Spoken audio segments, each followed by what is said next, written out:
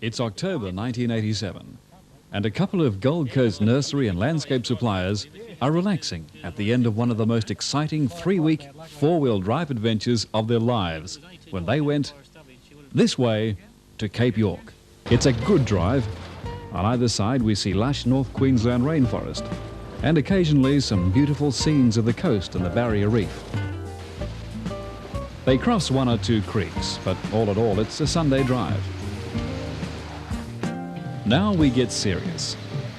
This is where you should leave the Falcon in the garage and get into a four-wheel drive with the front hubs engaged. After some kilometres of rainforest comes the first real four-wheel drive test.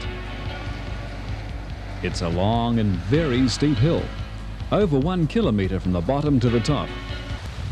Bernie and Bob shared driving duties in the Land Cruiser. Stan was the boss of the video camera, and Arthur enjoyed the relative air-conditioned luxury of the new 4Runner. The Bloomfield crossing is tidal and can't be crossed on the high tide. We've been spoiled with good roads so far on the trip, but they disappear not far out of Archer River.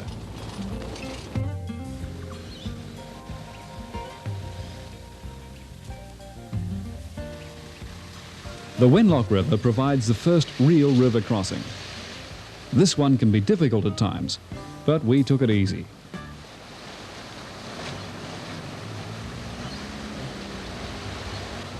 After the Wenlock crossing, the road really deteriorates in sections to the next river crossing, the South Alice. We took the eastern approach.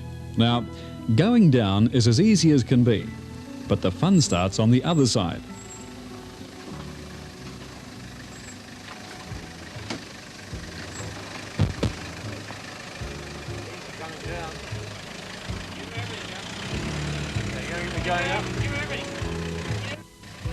Go for it, Arthur.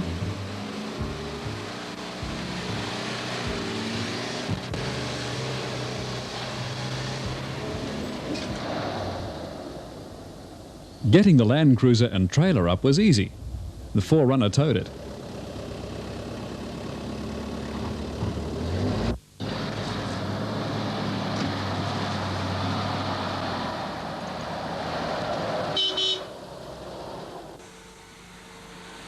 Another party tried to make the crossing. Look how the front wheel of this Land Cruiser ends up. That's a good trick. Do you want to change that front tyre? This car was towed out. Then it teamed up with the front four-wheel drive to pull this Land Rover through. Talk about bad luck. Just as the Land Rover came through the hole, it broke an axle. By the way, everyone coming north has to cross the South Alice.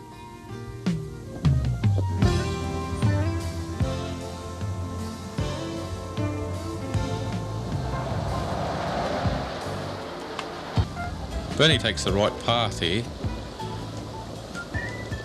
If you notice the holes in this river, this is a very dangerous little crossing. Just around the corner here, on your right hand side, there's a hole that if the vehicle went into that, you'd lose it. I'd recommend to walk it first.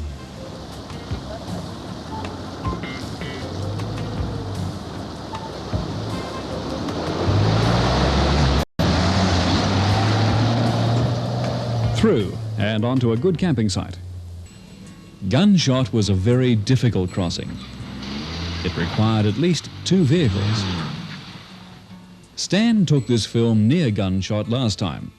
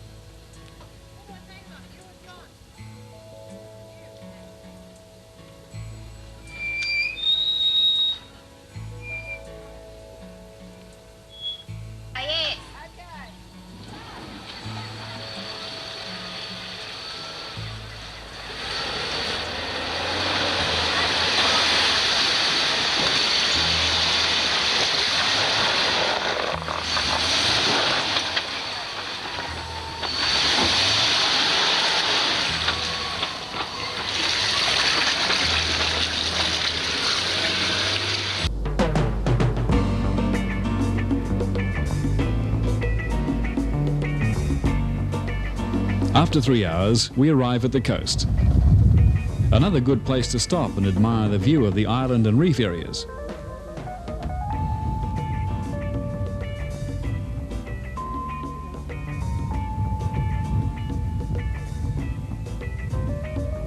There's a nice place to camp up on top, or you can start the easy descent down to the beach.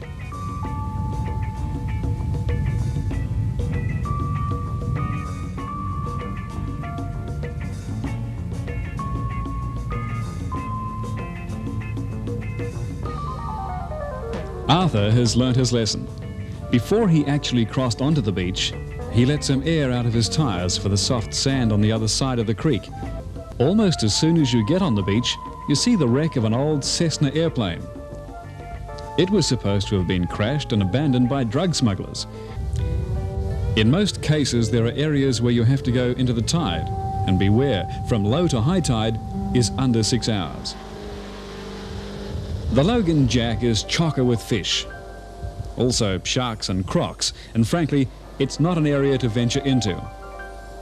It's secluded, and if you get into trouble, it's every man for himself, as you'll see in a moment. On one of the beach fishing walks, they come across a deserted camp, tents, Land Cruiser and all. And that car was lost. The water had come over the top of it. They left everything in it. There was rifles in the back, you'll see. Yeah. Obviously the water's been over the top of it. Come along still on it. Oh, there, look at the starter, and that's on the seat. Or the alternator. It's got the same problem as us.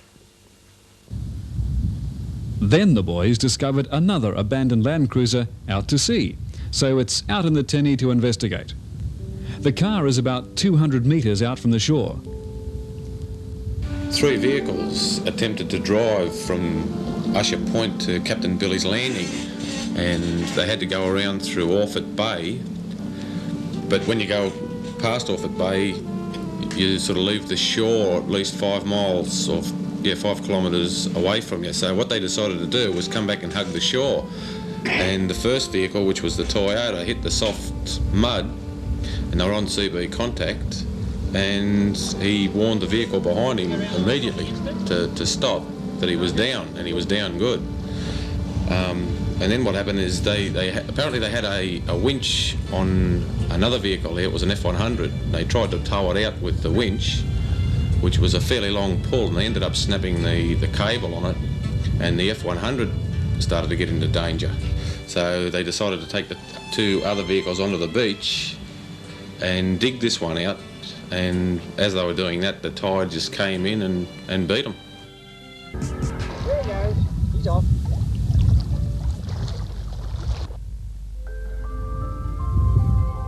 South of the Logan Jack is a fisherman's paradise. Almost every cast caught a fish.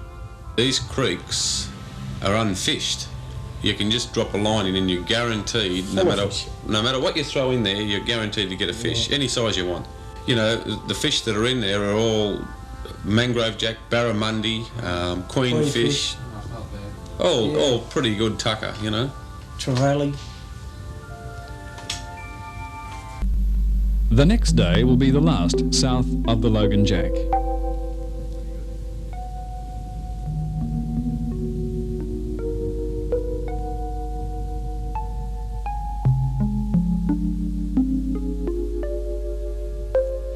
There's a group of caves along the beach here, and we thought we'd go in and have a look, and we discovered the home of the bent-winged bat. And as you can see, there's thousands of them, and we have to be very careful in there because they're actually bumping into us and getting up our shirts and knocking our hats off, and you can see we had a bit of fun with these bats. And here's Bernie holding a bent-winged bat. Just before they leave the beach, they spot a large turtle shell. Amazingly, the head and legs were still attached, just the edible parts removed. And nearby, one which didn't make it, the remains of an old ferro cement yacht.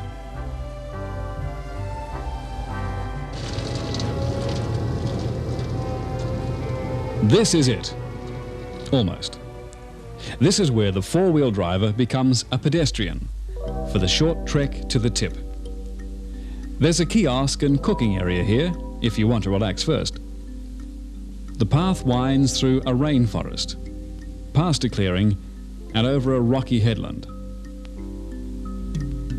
The views are spectacular here.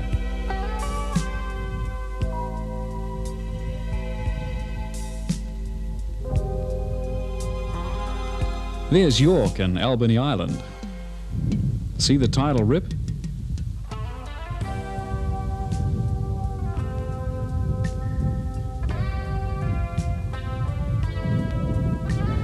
The flagpole. A lot of people mistake it for their ultimate destination, and at high tide they're often right.